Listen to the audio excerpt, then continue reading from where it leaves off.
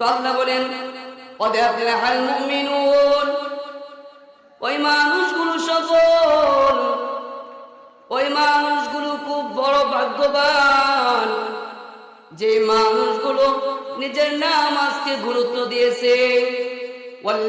الذين هم في صلاتهم خاشعون যারা নাকি নিজের নামাজকে খুব গুরুত্বের সাথে পড়েছে।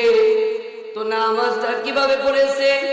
বান্দা যখন নামাজে দাঁড়া যায়, দুনিয়ার টাকা পয়সা বাড়ি গাড়ি দ্বন্দ্ব যত কিছু আছে সব কিছু ছাইরা বান্দা যখন মসজিদে ঢুকে যায়, পয়গম্বর রাহমাতুল লিল আলামিন বলেন, তো বান্দাটা যখন মসজিদের মধ্যে ঢুকে গেছে, ওই বান্দার জন্য দুইজন ফেরেশতা নিযুক্ত করে দেয়।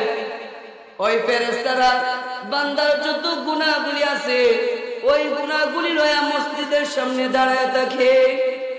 তো বান্দা দুনিয়ার সব কিছু ভুলা যায়, আমার মালিকের সামনে দাঁড়ায় যায়। দাঁড়ায় যখন মালিকের সামনে বলে, ও মালিক, আমি দুনিয়ার সব কিছু ত্যাগ করেছি, আমার স্ত্রী ত্যাগ করলাম, আমার সন্তান ত্যাগ করলাম, সব কিছু চাইরা দিয়া আপনার ঘরের মধ্যে ঢুকে গেছি।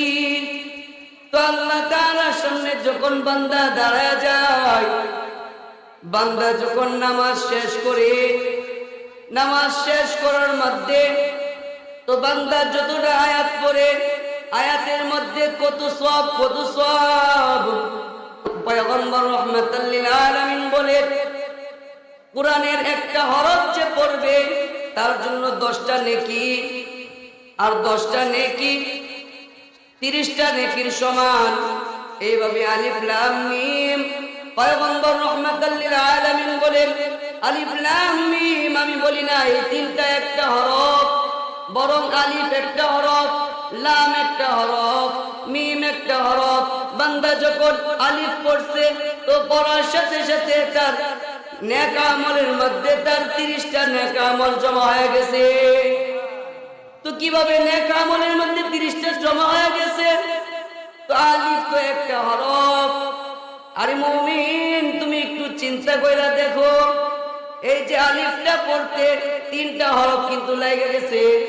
আলিফ হামজা লাগছে, লাম লাগছে, আলিফ ফ লাগছে। তো এই 3টা যে পড়ছে, আলিফ আলিফ পড়ার সাথে সাথে বান্দার নেক আমলের মধ্যে